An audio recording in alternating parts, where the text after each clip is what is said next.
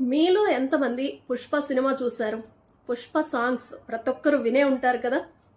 Feelings song విన్నారా? చాలా famous అయింది కదా. Rashmika heroine, Allu Arjun hero. Feelings song తెలియని వాళ్ళంటూ ఉండరు. అతిశయోక్తి కాదు కదా ఇది. ఈ పాటని ఒక్కసారి మీరు ప్లే చేసి వినండి. కళ్ళు వాడకండి, చూడకండి, జస్ట్ చెవులు వాడండి. ఆ సాంగ్ లిరిక్స్ ని జాగ్రత్తగా వినండి. ఏంటి ఫీలింగ్స్? Hunger feelings.